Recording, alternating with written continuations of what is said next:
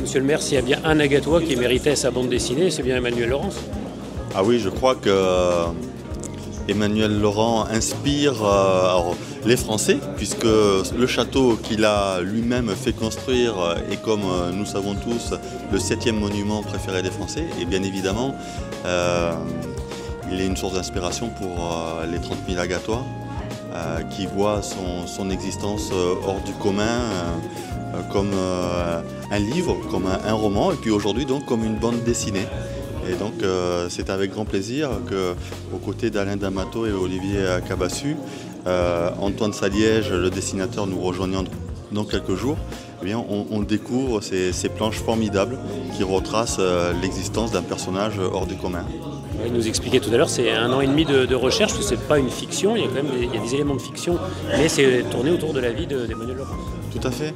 En fait, il y a eu un long travail de recherche, de documentation qui a été réalisé par les 3 personnes que je viens de nommer. Ensuite, il y a eu un travail technique. Comme je le disais dans ma brève intervention, j'ai eu le plaisir, la chance de rencontrer les 3 acteurs de cet ouvrage plusieurs fois durant l'année qui vient de s'écouler, donc j'ai pu aussi voir l'évolution. C'est très intéressant de voir justement les questionnements, les doutes, les réponses, les réflexions qu'ils ont ensemble nourris pour finalement nous livrer, nous produire ce beau livre. Moi j'invite tous les Agatois à en faire l'acquisition, et puis ils vont aussi découvrir au-delà de la vie d'Emmanuel Laurent le château qui est un lieu beau et qui a vocation à rester tourné vers la modernité, c'est-à-dire à être le plus vivant possible. Et donc dans les prochaines semaines, dans les prochains mois, on aura l'occasion de s'y retrouver à de nombreuses reprises pour diverses manifestations dont certaines seront un peu décalées, un peu surprenantes et contribueront à faire vivre l'esprit qui a animé Emmanuel Laurent il y a maintenant un peu plus d'1 siècle. Merci monsieur le maire. Merci, avec plaisir, à bientôt. Vous avez relaté une histoire autour de Laurence. Comment vous est venue l'inspiration? Parce qu'elle pouvait être très large vu l'écrin. Oui, alors l'inspiration était très large. D'abord, c'est une idée de Alain D'Amato, l'éditeur. Ensuite, moi je connaissais très bien l'histoire parce que je suis à côté, j'habite à Vias. Enfant, je voyais, c'était un château qui nous faisait tous fantasmer un peu parce qu'il y avait beaucoup de mystères autour de ce personnage, on disait tout et n'importe quoi.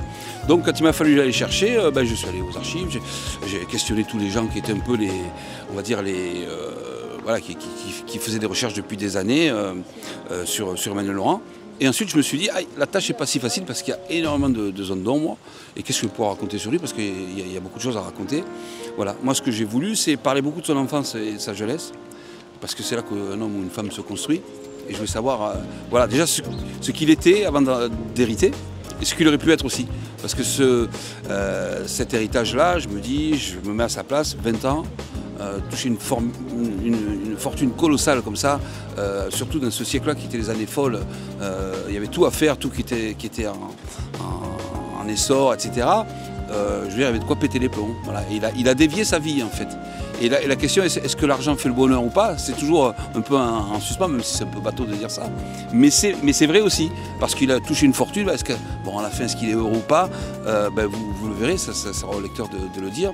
Et puis j'ai essayé aussi de relater des grandes périodes de sa vie. Mais je ne pouvais pas tout raconter en 52 pages ou 55 pages, je ne sais plus combien il y en a. On a essayé d'être voilà, le plus précis et puis surtout donner corps à ce personnage-là. Parce que quand on vient au château, c'est super, on voit un petit peu, il y a des traces de sa vie, etc. Mais on a du mal à le voir. Là, il est un peu plus incarné dans la BD. Et je trouve que c'est vraiment un complément par rapport au château de voir ce personnage vivre avec sa famille, etc. La famille est très importante voilà, chez Emmanuel Laurent.